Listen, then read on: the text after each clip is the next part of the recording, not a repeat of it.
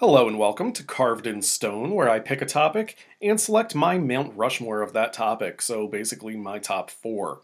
But I will mention more than four selections. Lists, of course, are subjective, and four is narrowing it down quite a bit, so I'll explain why some may fall just short of the mountain. I'm your host, Shawn Chabam, and on today's episode, I'm going to be giving you my Mount Rushmore of concerts I've attended. These videos were filmed at live events and are shared for personal commentary and entertainment purposes. All rights to music, performance, and logos belong to their respective owners. This episode will be a little limited in who I can select from because I'm only choosing from a pool of artists who I have seen live. I am a big classic rock fan, as you'll see, and while I only have personal experiences to base this on, I grew up right outside of Philadelphia, so I was blessed with the opportunity to see some great bands. Philly is a stop on most major rock tours, although not all of these picks were concerts held in Philadelphia. In fact, only one of them was technically in Philly, while one other was in Camden, New Jersey, which many people just call Philadelphia anyway. I don't always do this, but today I'm going to give you this Mount Rushmore as a top four. I'll go from the fourth best concert I've attended to number one. And the next concert I go to, I may have to redo this list, but here it is for now. Up first, the fourth best concert I've been to, my all-time favorite band, Aerosmith. Sorry that AI of Steven Tyler could have been better. I knew Aerosmith was going to make the list, but I had to narrow it down to one show. This is a band I've seen live 9 times, so with the help of internet setlist sites, I figured out my favorite Aerosmith show, and number 4 overall, December 17th, 1998 in Philly, was then the First Union Center. A quick rundown of the set list. Back in the Saddle, a kick-ass opener. Love in an Elevator, Falling in Love is Hard on the Knees, Eat the Rich, Ragdoll, Dream On, Janie's Got a Gun. What Kind of Love Are You On? A deep cut off the Armageddon soundtrack and one of Aerosmith's most underrated songs. Kiss Your Past Goodbye, one of my favorites from Nine Lives, the album they were touring. Same Old Song and Dance, Last Child, Pink. Draw the Line, which is amazing when performed live. It's great anytime, really, but I especially love it live. Dion cover, The Wanderer. Fleetwood Mac cover, Stop Messin' Around. Sorry. Fleetwood Mac cover, Stop Messin' Around. Joe Perry got to take the mic. James Brown cover, Mother Popcorn. They had already played Eat the Rich, but for some reason they played Intro before Walk This Way. So, Intro, Walk This Way. I don't want to miss a thing. Crying, Dude Looks Like a Lady. And then for the encore, Mama Kin, What It Takes, Sweet Emotion, and Heartbreaker, a Led Zeppelin cover. It's funny, when I was looking over this set, everything really seemed to align pretty much with my memory of this show, except for the closer. I have absolutely no recollection of them closing with a Zeppelin cover. Either I simply forgot or they goofed on the set list. More likely than not, I forgot. And no, I was not under the influence of any substances. It was just 27 years ago, I forget. Next, some people are going to hate this, I know, because it's not the real band. But I freaking loved this show. The third best concert I've ever attended, and they kept the best concert title for over 24 years, was on June 8th, 1997 in Camden, New Jersey.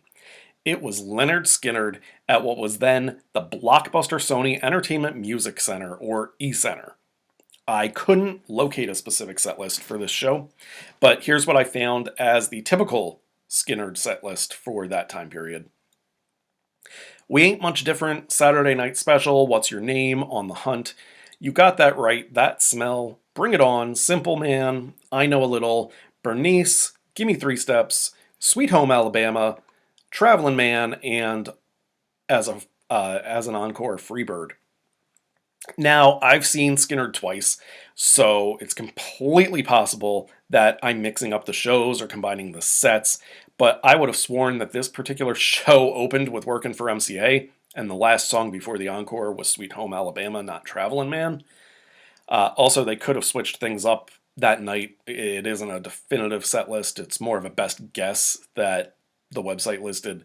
No matter what, the show rocked. I wasn't a huge Leonard Skinner fan at the time. I went with a group as something to do, and I walked out a big fan, and then started diving further into their material. Maybe that's why the show is up there for me. I'm not bitter about Johnny Van Zant stepping in for his brother and still calling the band Leonard Skinner. I think even fans of the original would appreciate this current lineup more if they didn't hold Ronnie's legacy against Johnny, or maybe if they called it Leonard Skinner with Johnny Van Zant or something like that, the way that Queen does with Adam Lambert. Granted, they don't record hits anymore, Leonard Skinner. I can't think of a single Johnny original that went mainstream, although there are some Johnny originals in that set list. But as far as the live show went, it was just complete dynamite. Well, Skinner was the best concert I'd ever seen, and held that title for over 24 years. The next band is the one that knocked them out of the top spot, finally. I'm not a person who automatically says the last concert they were at was the best. Obviously, since I gave Skinner the crown for almost 2.5 decades, I don't do that. But the guys who kicked them out are next on the mountain, and they are Guns N' Roses. I saw them at the Hard Rock Hotel and Casino in Atlantic City, New Jersey on September 11th, 2021. I've heard people moan about Axl Rose not having it anymore, and while it's true that he can't consistently hit the high notes like he used to be able to in his heyday, I felt he did a phenomenal job picking and choosing his spots.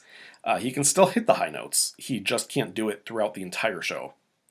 The set list was incredible for the most part, opening with It's So Easy, then Mr. Brownstone, Chinese Democracy, Slither by Velvet Revolver, Double Talk and Jive, Welcome to the Jungle, Better, Estranged, Live and Let Die, a cover from The Wings, You're Crazy, the slow version, Rocket Queen, You Could Be Mine, I Want to Be Your Dog with Duff McKagan on lead vocals, Absurd, Civil War, a long guitar solo, Sweet Child of Mine, November Rain, Wichita Lineman, a Jimmy Webb cover, Patience, Knocking on Heaven's Door, Bob Dylan cover, Night Train, and then as an encore, Madagascar, Don't Cry, The Seeker, which is the Who cover, and closing it out with Paradise City. I may have gone a little lighter on songs off Chinese Democracy, but it was good that they played the title track early because it felt like the stands were going to collapse from all the people dancing. And then when they played Chinese Democracy, the dancing ceased for a little while. And I wasn't worried that the stands were going to fall anymore. I think there were a lot of people there who were old school fans and had absolutely no idea what they were hearing when they started to play Chinese Democracy.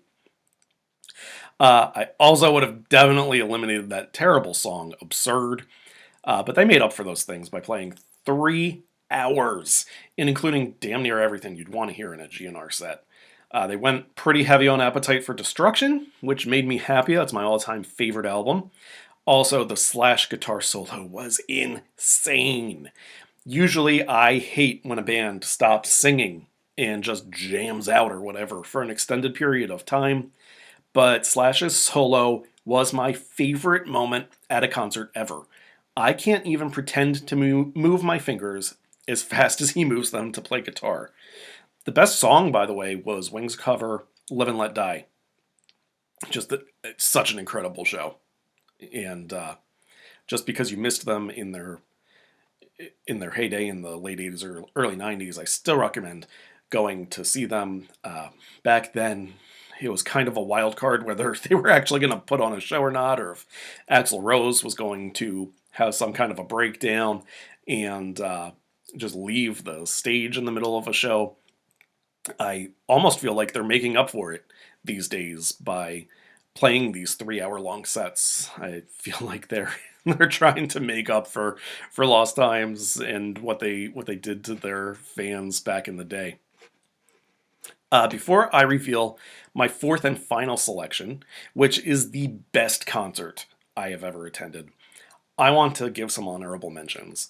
Kiss is a band I've seen multiple times, and they put on a great show. Their music isn't as good as the music of the other bands on the list, in my opinion, but they probably could have made the list if they changed things around more. If you've seen Kiss once, you've pretty much seen them 100 times. It's always just about the same show. Even down to the audience banter. It's not exact, the banter, but it's very similar every time they hit the stage. Some other good ones who I had to omit: Bowling for Soup, Lenny Kravitz, Van Halen, who put on great shows with both Sammy Hagar and Gary Cherone. David Lee Roth solo. Unfortunately, I never saw him with Van Halen. Hailstorm, the Temperance Movement, the Steve Miller Band, and the Rolling Stones. All really good shows. I can't include everybody on Mount Rushmore, unfortunately. Well, the time has come. This band went from being number one on my wish list to see to being number one on the concerts I've seen overnight. That band is AC/DC. I saw them May 12th, 2025 at Northwest Stadium in Maryland. How these guys still manage to put on the show that they do at their age is remarkable. I guess when you have 60 to 70,000 people screaming for you, it does get your adrenaline pumping, but they do it night after night. I saw a video recently questioning if AC/DC should hang it up. They showed clips of the band looking older because, people age, but I could tell that the video was made by some idiot who hasn't seen them perform live because they have more energy than most people in their mid-20s. The setlist was incredible. They started things off with If You Want Blood, You Got It. Then they went to Back in Black. Demon Fire. This was the lone tune from Power Up, which was the album tour, but no one was complaining that this was the only tune that they played from that album. Shot Down in Flames, Thunderstruck, Have a Drink on Me, Hell's Bells, Shot in the Dark, Stiff Upper Lip, Highway to Hell, which was killer. Probably my second favorite song of the night. The best was the last song, which I'll get to here in a bit. But let's get back to the set. Shoot to Thrill, Sin City, Rock and Roll Train, Dirty Deeds Done Dirt Cheap, High Voltage, Riff Raff, You Shook Me All Night Long, the ultimate AC/DC tune, if you ask me. Whole Lotta Rosie, Let There Be Rock, a long and amazing Angus Young guitar solo. And then for the encore, TNT, and for those about to rock, we salute you. A problem that can arise when you achieve the level of fame AC/DC's achieved is that there's not enough time during the show to play all of the songs from your catalog. And there were definitely some songs that I would have loved to hear, but I think they really hit the sweet spot with this set list. It was damn near perfect, and everything sounded flawless. I am so glad I got the chance to see them, and I don't care what age they are.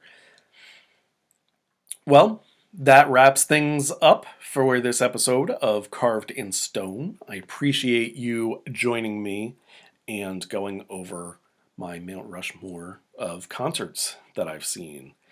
Just to give you a quick recap: number 4, Aerosmith; number 3, Leonard Skinner; number 2, Guns N' Roses; number 1, AC/DC. Gotta love them. I can't wait to see you next time. Go Birds!